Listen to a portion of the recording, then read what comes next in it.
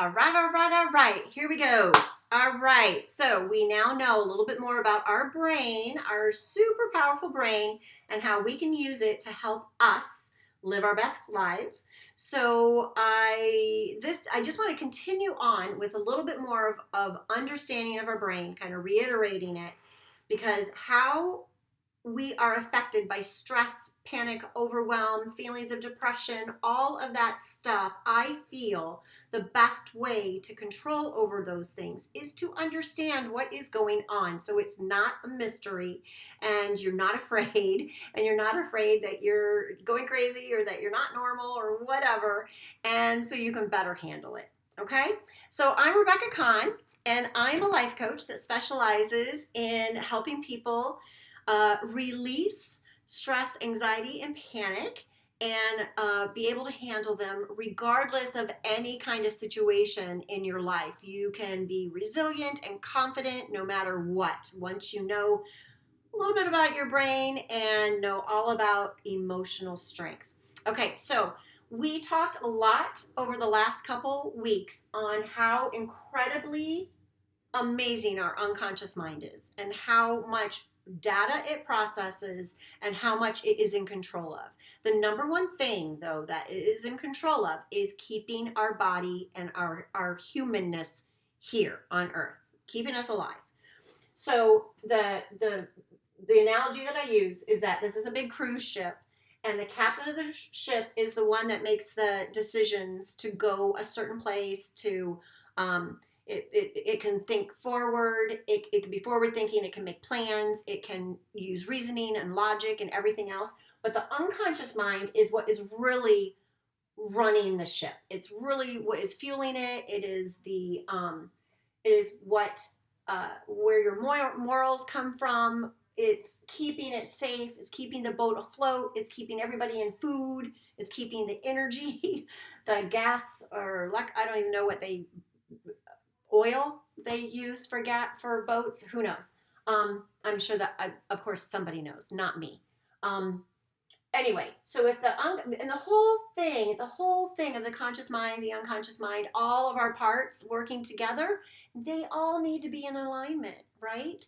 So, and part of this is we get a little bit out of alignment sometimes because our unconscious mind comes in and takes all the information that we give it, and that we absorb throughout the day and throughout our lives, and it generalizes it and it distorts all the information, and a lot of times it just throws it away, it deletes it. So we're really working with not even reality. We're working with our form of reality, what we've decided, what our unconscious mind has decided is reality. So, and the autonomic nervous system, which is also automatic, right?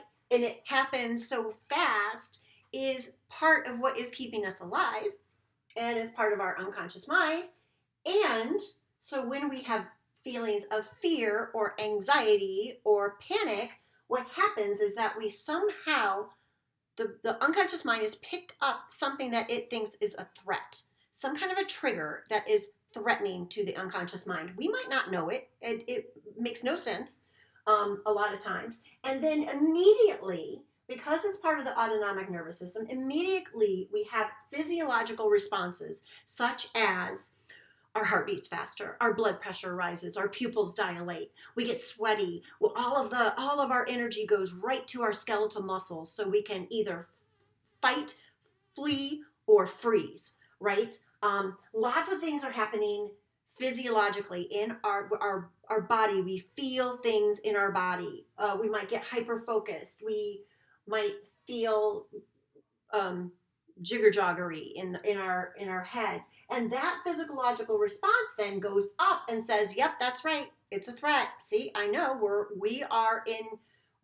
in danger. We gotta go."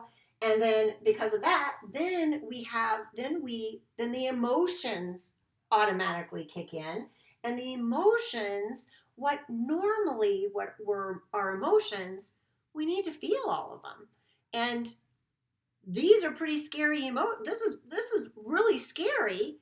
So then we judge that we're not supposed to be feeling this and we don't want to feel it. And then we're still feeling it and we keep circling around with it. So we kind of are caught in a catch 22 until this is what happens, until our body can't handle it anymore. We are so tense and so ready to fight that eventually, maybe about a half an hour or so, our body just gives up. And then, because our body gives up, then our brain can relax and we can feel like the threat's gone because we're not having that loop anymore, right? So, what can you do about this? Number one, come see me. Number two, something that you can do for yourself every day, multiple times a day, is start noticing your thoughts and noticing your emotions and noticing what you're feeling in your body. Because once we are aware of something, then we can question it and we can actually ask, what's happening? What's going on? Where do you think I got that? Who knows, right? But once we're aware of it, then when something scary like that comes up, we're more used to slowing ourselves down. We're more in tuned to what's going on, and we can actually help divert those physiological responses. Because as much as that captain is telling you that there's nothing to be afraid of, doesn't matter. It's not in alignment with your unconscious mind, right? So I hope that that helps. I can't wait to talk to you next week about automatic negative thoughts. And that is from, oh my goodness, I just completely forgot. Dr. Amen, who coined that term. I call them the inner mean girl and the inner mean guy. But I want you to not be worried about those because they're there for a reason and we're going to learn to listen to them. So we're going to talk about that next week. All right. If you have any questions, let me know. And meanwhile, get out your feeling wheel, your emotion wheel, and start noticing what emotions you're feeling. What thoughts are in your head from those emotions, and start getting to know your unconscious mind. Have a great one. Bye.